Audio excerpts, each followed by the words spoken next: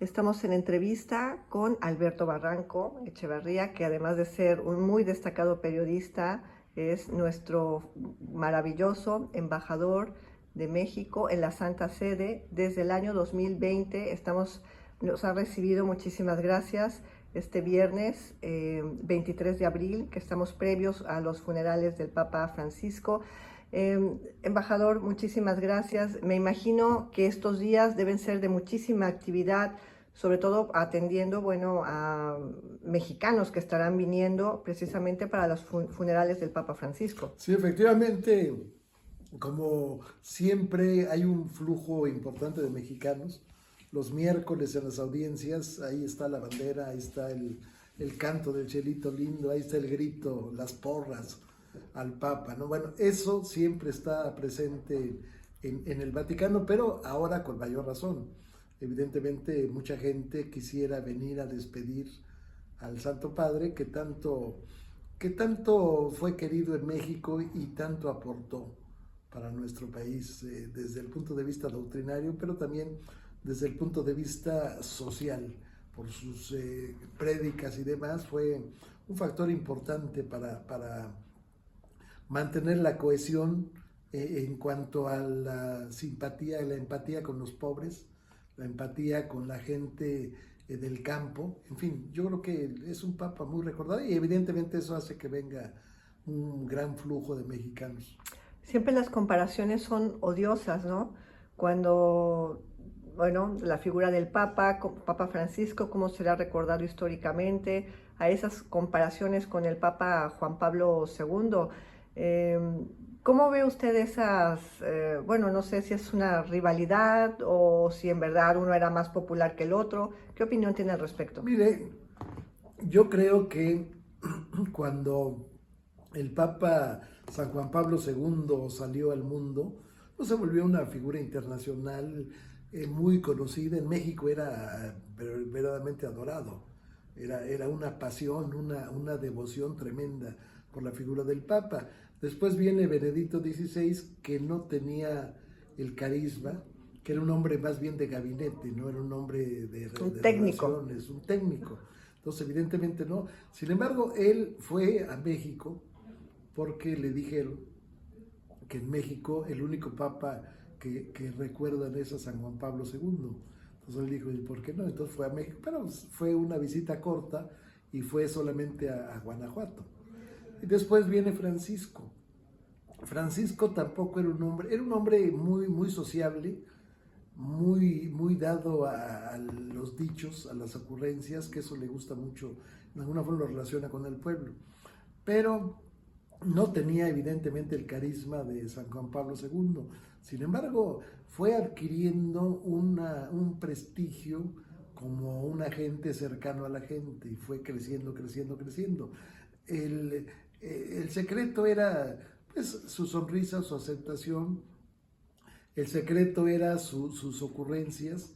De pronto, bueno, pues él se acercaba a alguien y siempre tenía una broma, con lo cual recordaba, o sea, se volvió recordable. Si uno enumera las frases del Papa, bueno, podríamos, no solamente las frases de carácter doctrinal o de carácter social, sino las frases, las ocurrencias del Papa, llenarían un libro Sí. totalmente, ¿no? Ahora, creo que fue adquiriendo eso y fue siendo tan querido y tan reconocido, quizás en un nivel no al 100%, pero yo creo que se acercó mucho a Juan Pablo II. Así es, vienen ahora estos ritos, ¿no?, que marca la Iglesia Católica para concitar el cónclave. Y bueno, se habla mucho de si continuará el ala progresista, si al final se decantarán los cardenales por el secretario del Vaticano, por Parolín, que lo ven como más moderado, más centrista, o si al final se terminará imponiendo una ala más conservadora.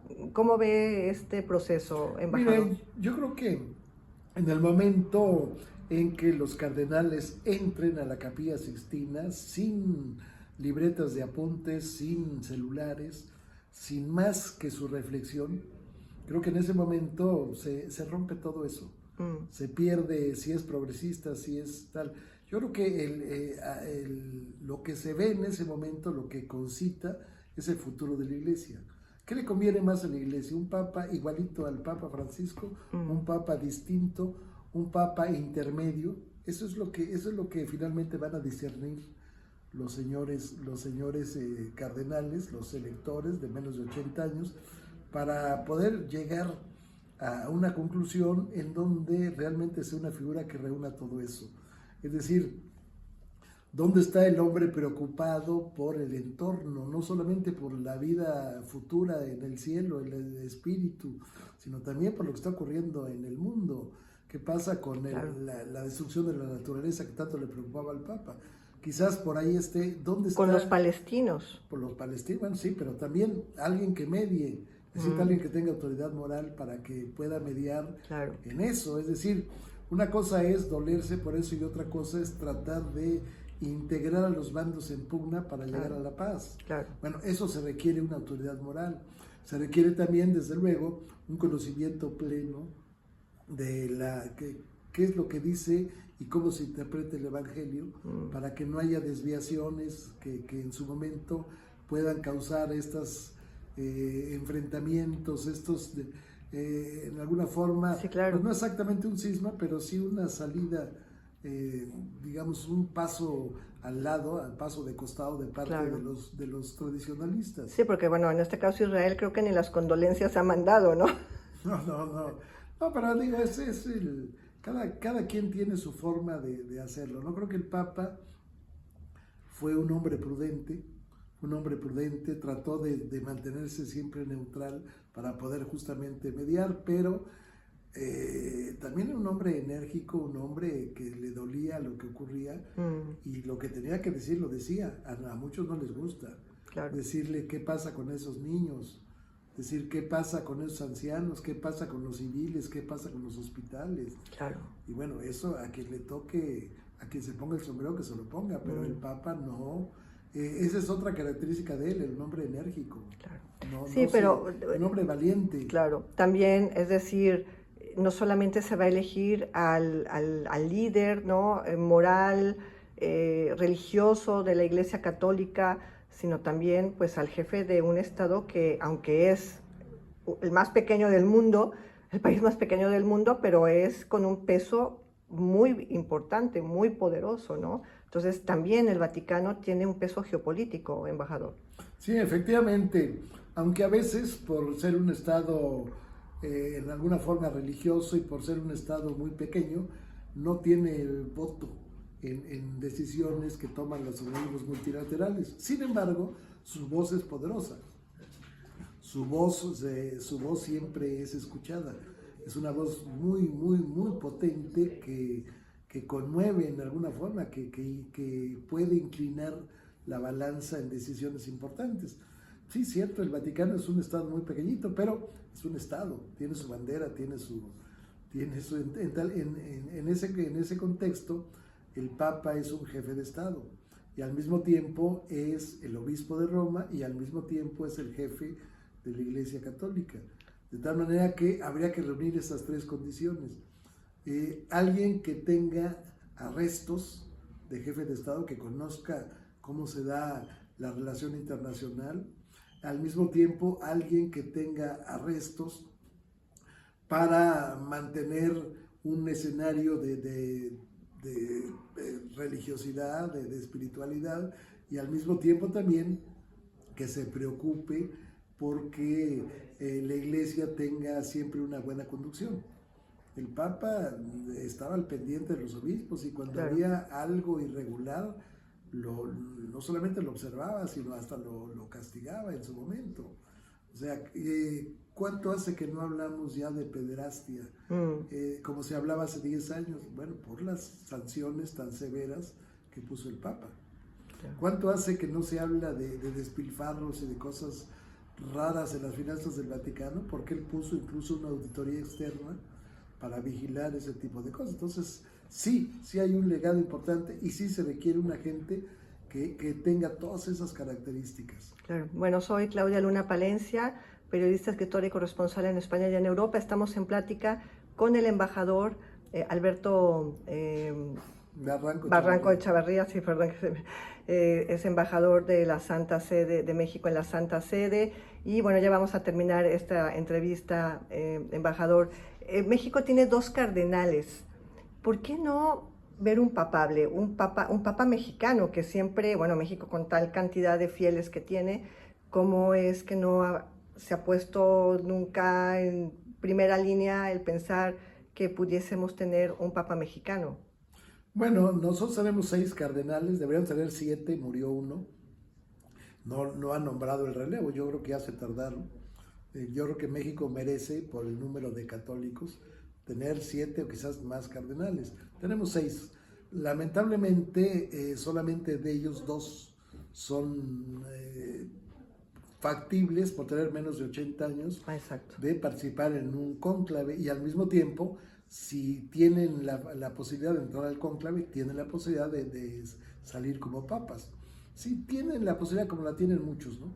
Yo creo que ahí México finalmente en todo este escenario también cuenta porque hay una característica muy importante. Si bien hay países que han conservado la mayoría católica, y México la tiene sobrada, estamos casi cerca del 80%, pero en México hay una parte muy importante que son practicantes.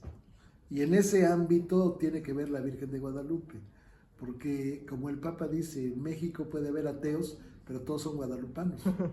Entonces, ese hecho hace que la gente sea practicante, la gente que va, ¿cuántos millones llegan a la Basílica el 12 de diciembre? Claro. Entonces, esa es una gran diferencia. Hay gente que dice, yo soy católico, pero no necesariamente practicante. Claro. O sea, católico porque creo, pero pues creer es una cosa y Sí. militar ya como un fiel devoto pues, es otra cosa. Bueno, lo vemos que está muy bien contento, ¿no? Muy bien instalado en Roma, en el Vaticano. Las relaciones entre México y el Vaticano son relaciones bastante sanas, ¿no? Se han restablecido plenamente desde 1992.